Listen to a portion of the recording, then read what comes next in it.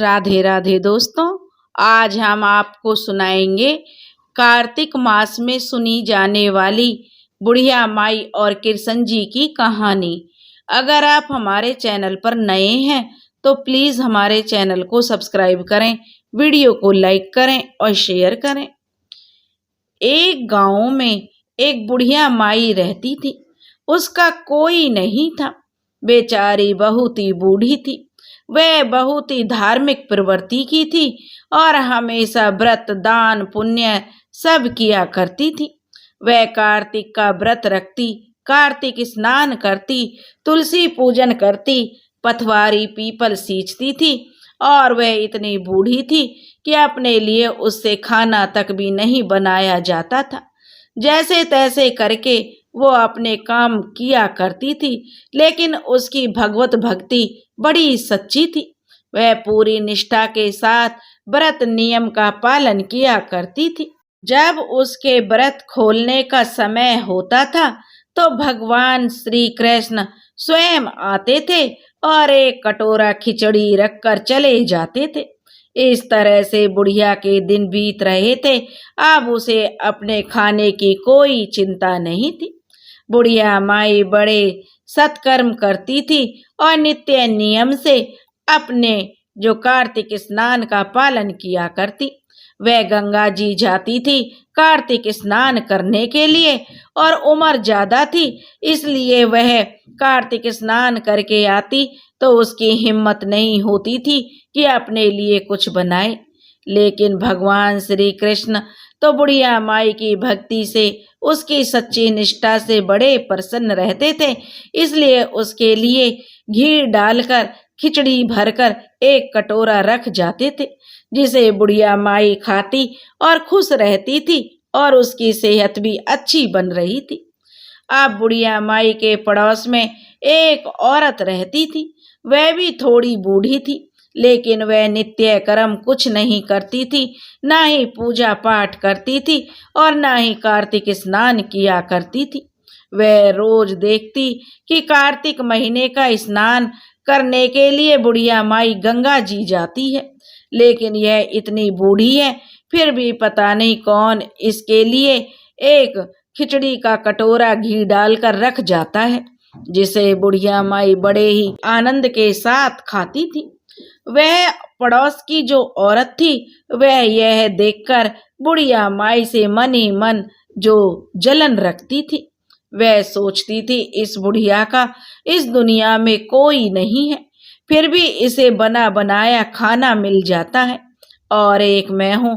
मेरे घर में बेटे बहू नाती पोते सब हैं, फिर भी मुझे कितना काम करना पड़ता है और मेरी घर में कोई कदर नहीं है और इस बुढ़िया के तो देखो ठाट ही ठाट है। एक दिन की बात है। अब जो बुढ़िया माई थी वह अपना कार्तिक स्नान करने के लिए गंगा जी गई हुई थी। तभी जो पीछे से भगवान श्री कृष्ण आए और उसके लिए खिचड़ी का भरा हुआ कटोरा रखकर चले गए।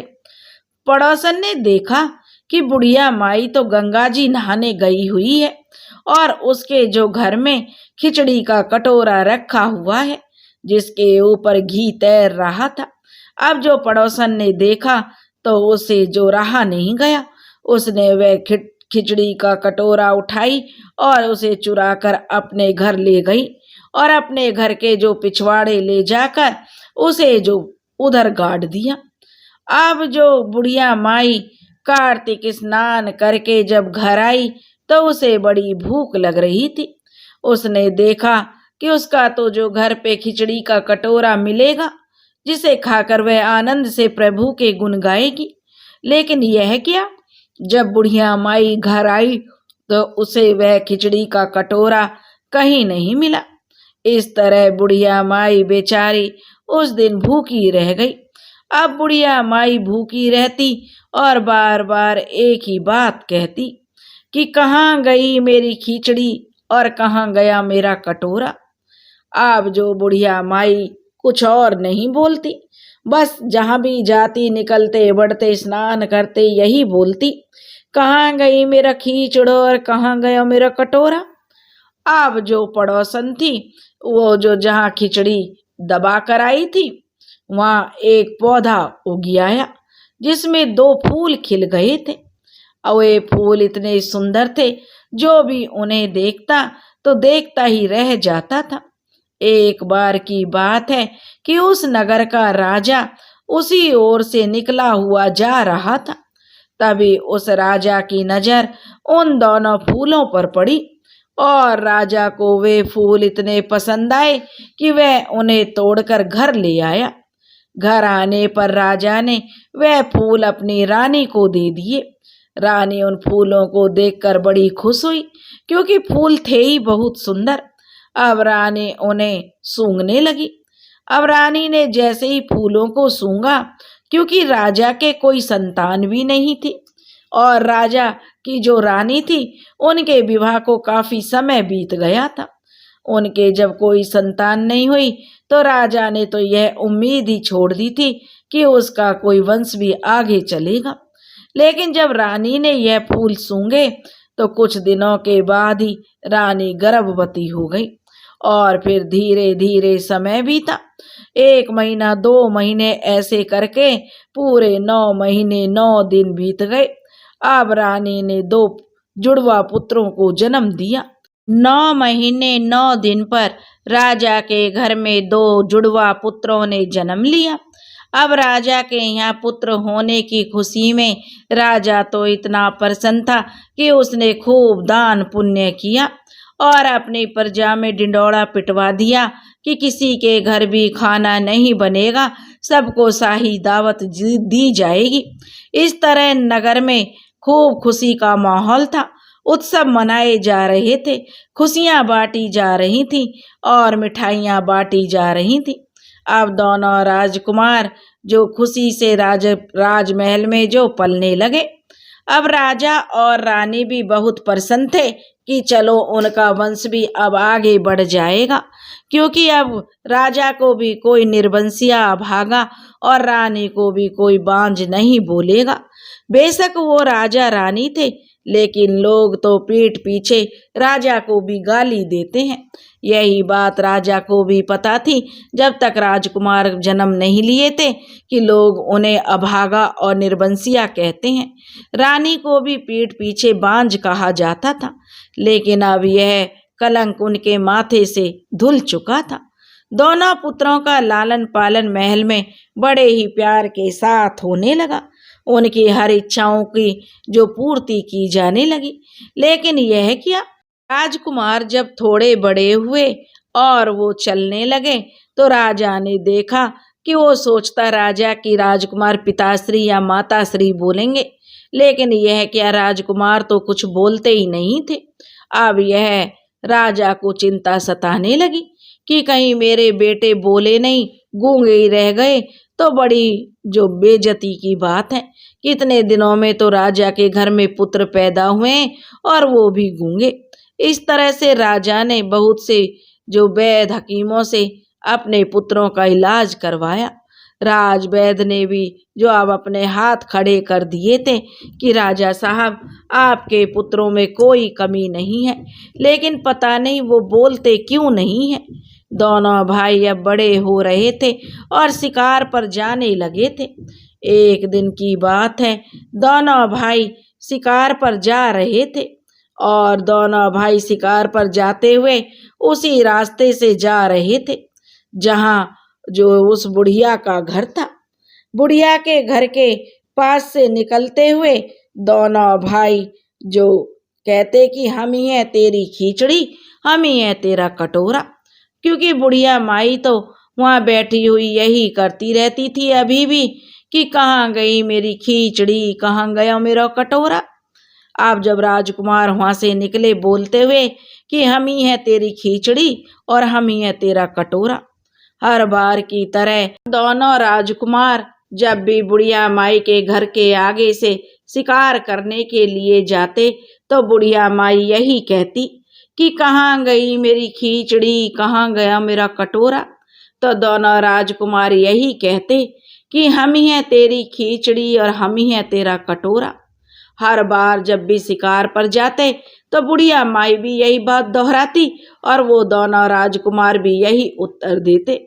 एक बार की बात है कि राजा का जो सैनिक था, उन्होंने जो राजकुमारों के साथ जाता था, उन्होंने जब राजा के राजकुमारों को बुढ़िया माई के प्रश्न का उत्तर देते हुए सुना, तो वे दौड़े दौड़े राजा के पास गए और कहने लगे, महाराज, आपके बेटे तो बोलते हैं और यह एक बुढ़िया माई है। वह कहती है, कहाँ गई मेरी खिचड़ी और कहाँ गया मेरा कटोरा। तो दोनों राजकुमार कहते हैं कि हम ही है तेरी खिचड़ी और हम ही है तेरा कटोरा। अब राजा के कानों में यह बात तो पड़ गई, लेकिन राजा को बड़ा आश्चर्य हुआ कि दोनों राजकुमारों में से तो कोई बोलता नहीं है, लेकिन यह बुढ़िया से कैसे बात करते हैं। अब राजा ने उस बुढ़िया माई को राजमहल में बुलवाया और कहा कि बुढ़िया माई, हम में से तो किसी से भी ये दोनों राजकुमार बोलते नहीं हैं और हमने इनका कितना इलाज करवाया, लेकिन ये कभी भी नहीं बोले जब से इनका जन्म हुआ है, और अब ये कितने बड़े हो गए हैं, आज तक इन्होंने अपने मुंह से एक शब्द भी नहीं बोला, लेकिन ये तुम्हें देखते ही बोलते हैं। बुढ़िया माई, ऐसा क्या है जो तुम बोलती हो कि कहाँ गई मेरी खिचड़ी और कहाँ गया मेरा कटोरा? तो उसका जवाब ये दोनों राजकुमार कैसे देते हैं? बोलते हैं कि हम ही है तेरी खिचड़ी और हम ही है तेरा कटोरा। हे बुढ़िया माई, इस चीज का क्या रहस्य है, जरा मुझे बताओ। तब बुढ़िया माई बोली कि हे महाराज, मुझे नहीं पता कि ये मुझसे ऐसे क्यों बोल लेते हैं। महाराज, मेरा इस दुनिया में कोई नहीं है, मैं तो बस अपने कार्तिक जी का व्रत करती हूँ, कार्तिक स्नान करती हूँ और भगवान श्री विष्णु, भगवान श्री कृष्ण का रटन करती हूँ। और मैं जो इतनी बूढ़ी हूँ कि मैं गंगा जी स्नान करने जाती थी तो मैं हारी थकी आती थी, मेरी इतनी हिम्मत नहीं होती थी कि मैं अपने लिए खाना बना सकूं। अब मैं भूखी ही सो जाती थी, क्योंकि अकेला पेट था, मेरा इस संसार में तो कोई था नहीं, तो सोचती चल सो जाती हूँ और पानी पीकर सो जाती थी। ऐसे ही कभी मन में आया तो बना लिया, नहीं तो मैं भूखे पेट सो जाती थी। एक बार स्वयं भगवान श्री कृष्ण ने मुझसे कहा कि बुढ़िया माई, तुम खाने की चिंता मत किया करो, तुम मेरी परम भक्त हो, इसलिए मैं अब तुम्हारे लिए एक कटोरा खिचड़ी रख जाया करूँगा, जिसे तुम खा लिया करना। महाराज, मुझे नहीं पता कि भगवान मेरे लिए खिचड़ी भर कर रख जाते थे। और एक दिन की बात है कि मैं स्नान करने के लिए गंगा जी गई थी, और जब मैं वापस आई तो मैं बहुत भूखी थी, लेकिन मुझे वह खिचड़ी नहीं मिली। तब से तो मैं यही कहती हूँ, कहाँ गई मेरी खिचड़ी और कहाँ गया मेरा कटोरा। तब दोनों राजकुमार वहाँ आए और बुढ़िया माई से कहने लगे, क्योंकि दोनों राजकुमारों को सारी बात याद थी, क्योंकि वो तो स्वयं भगवान श्री कृष्ण की बनी हुई खिचड़ी थे। वो कहने लगे, बुढ़िया माई, हम ही तेरे कटोरा हैं और हम ही तेरी खिचड़ी हैं। तब उन दोनों राजकुमारों से बुढ़िया माई कहने लगी, बेटा, तुम ऐसा क्यों कहते हो कि तुम ही हो मेरी खिचड़ी और तुम ही हो मेरा कटोरा? तब दोनों राजकुमार बोले, बुढ़िया माई, क्योंकि हम ही तेरी खिचड़ी हैं और हम ही तेरे कटोरा हैं। एक दिन जब तुम गंगा स्नान करने के लिए गई थी, तो तुम्हारे पीछे से जो तुम्हारी जो पड़ोसन है, वह तुम्हारी खिचड़ी का कटोरा उठा कर ले गई, और तब उस पड़ोसन ने खिचड़ी को जो घर के पीछे फेंक दिया, तो उस खिचड़ी के 2 फूल बन गए, और वे फूल हम ही थे। और उन फूलों को तोड़कर राजा ले आया, और रानी ने जब वे फूल देखे तो उन्हें बड़ी पसंद आए, और वह उन्हें सूंघकर उनकी खुशबू को महसूस करने लगी, जिससे महारानी जो गर्भवती हो गई और हम दोनों भाइयों का जन्म हुआ। हमें तो बुढ़िया माई भगवान ने तुम्हारे लिए भेजा है। कार्तिक मास का महत्व जो बहुत ही ज्यादा होता है, इसलिए बुढ़िया माई भगवान ने कहा है कि हम तुम्हारे पास आएं। और जो राजकुमारों की बात सुनकर अब राजा को कार्तिक के महत्व का पता चल गया कि कार्तिक स्नान और कार्तिक में दान पुण्य करने की कितना महत्व है। अब राजा ने जब सारी बात सुनी तो राजा हाथ जोड़कर बुढ़िया माई के सामने खड़ा हो गया और कहने लगा, बुढ़िया माई, तुम्हारे ही कारण मेरे घर में 2 चिराग खिले हैं। और अब राजा ने पड़ोसन को बुलाया तो पड़ोसन बेचारी डरती डरती आई और कहने लगे, राजा साहब कि अब हम तुझे कठोर दंड देंगे।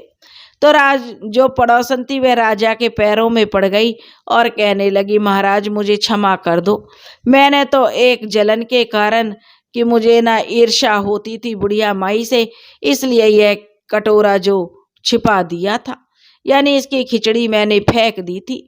अब बुढ़िया माई राजा से कहने लगी, महाराज इस पड़ोसन को माफ कर दो, क्योंकि अगर यह खिचड़ी नहीं फेंकती तो आपके घर में पुत्र रतन कैसे होते। अब वह कहने लगी, महाराज मैं बुढ़िया माई से इसलिए जलन रखती थी, बुढ़िया माई का घर में कोई नहीं था और मेरे घर में तो बहू बेटे नाती पोते सब हैं, लेकिन मुझे घर का सारा काम करना पड़ता है और बुढ़िया माई अकेली है तो खूब नियम पूजा पाठ कार्तिक स्नान व्रत करती है और यह गंगा जी भी जाती हैं। एक दिन मैंने देखा भगवान श्री कृष्ण इनके लिए खिचड़ी का कटोरा रखकर जाते हैं। बड़ी स्वादिष्ट खिचड़ी होती थी, ऊपर से घी तैरता रहता था। तो मैंने सोचा क्यों ना मैं बुढ़िया माई की खिचड़ी को चुरा कर फेंक दूं, खराब कर दूं, जिससे यह बुढ़िया भूखी रह जाएगी और अपने नियम को तोड़ देगी। लेकिन महाराज बुढ़िया का सत सच्चा था, वह सच्चे मन से व्रत किया करती थी, इसलिए बुढ़िया माई के बुढ़िया माई ने व्रत तो नहीं तोड़ा और वह भूखी प्यासी सो जाती थी। तब भगवान कि जो देखो मुझे दंड मिला है, मुझे मेरी करनी का, मेरे घर में कोई सुख शांति नहीं है, मेरे बेटा और पोते पोती मुझे सब मारते हैं और मुझे तो एक घर की नौकरानी बनाकर रख रखा है, इसलिए महाराज मुझे क्षमा करें। बुढ़िया माई कहने लगी, महाराज आप इसे माफ कर दीजिए, इसके कारण ही तो हमें जो भगवान के दर्शन हुए थे, इसके कारण ही तो आपके घर में पुत्र रतन पैदा हुए हैं, क्योंकि इसने तो वह खिचड़ी दबा दी थी और उसके फूल बन गए थे और उन फूलों से आपके घर का चिराग जले हैं। अब राजा ने जो कार्तिक के महत्व को समझा और उस पड़ोसन को कोई सजा नहीं दी और उसे जो समझा दिया कि कभी भी किसी से जलन के कारण उसका अहित नहीं करना चाहिए। अब पड़ोसन ने हाथ जोड़कर माफी मांगी और बुढ़िया माई से भी माफी मांगी और फिर अपने घर आ गई। अब पड़ोसन भी बुढ़िया माई की तरह कार्तिक स्नान करने लगी थी। अब वह भी थोड़ी लोभी प्रवृत्ति की थी, तो वह उसने लोभ करना छोड़ दिया और अपने बहू बेटों से साफ साफ कह दिया कि मैं तो अपना नियम कर्म व्रत उपवास करूंगी, कार्तिक स्नान करूंगी, अब घर बहुएं संभालेंगी। इस तरह से वह कंजूस बुढ़िया जलन रखने वाली जो थी पड़ोसन, वह भी जो कार्तिक स्नान करने लगी और कार्तिक की महिमा से जो उसके घर में भी अन्न धन के भंडार लगने लगे। जैसे बुढ़िया माई ने जो कार्तिक स्नान किया तो उसे उसका फल मिला। स्वयं भगवान कृष्ण जिसके सामने उपस्थित होते हों, जिसके लिए खाने के लिए लाते हों, तो भला उसे इस संसार में और किसी चीज की क्या जरूरत है। इस तरह बुढ़िया का जीवन सुखपूर्वक बीता और फिर क्योंकि राजा ने भी बुढ़िया को अपने महल में ही रख लिया था, कहने लगे, बुढ़िया माई तुम्हारे कारण मेरे बेटों का जन्म हुआ है और इसलिए अब तुम मेरे महल में रहोगी। बुढ़िया माई अब राजा के महल में ठाठ से रहने लगी और धीरे धीरे समय यूं ही बीतने लगा। अब राजा भी जो कार्तिक स्नान करता, कार्तिक व्रत करता, जो कि कार्तिक के महीने में बहुत से लोग तो पूरा 1 महीना भी व्रत रखते हैं, बहुत से लोग सिर्फ रविवार और पूर्णमासी का व्रत करते हैं, लेकिन बुढ़िया माई और राजा साहब तो पूरा 1 महीने का व्रत किए। अब राजा साहब भी कार्तिक स्नान करने लगे, व्रत नियम करने लगे और अपने राजकोष से अच्छे अच्छे जो काम करने लगे। अब उन्होंने सड़क के चारों ओर छायादार वृक्ष लगवाए, पानी की जो हौद खुदवाई, कुएं खुदवाए और जो अपने गांव नगर में जो किसी भी चीज की किसी को कमी ना हो उस चीज का खास ख्याल रखते थे। कुआं तालाब बावड़ी बनवाई ताकि पानी की कोई कमी ना हो। जिनकी गरीब कन्याएं थीं, उनका विवाह राजा साहब ने खुद किया, और ताकि वो भी अपनी पुत्री का विवाह कर सकें। इस तरह से राजा एक महान राजा बन गया था, और उसका पुत्र भी उसी की तरह संस्कारी था। हमेशा पूजा पाठ करना, तुलसी माता को सींचना और कथा कहानी कहना उनका रोज का नियम था। दोस्तों, अगर आपको यह कहानी पसंद आई हो तो प्लीज़ हमारे चैनल को सब्सक्राइब करें, वीडियो को लाइक करें और शेयर करें। राधे राधे।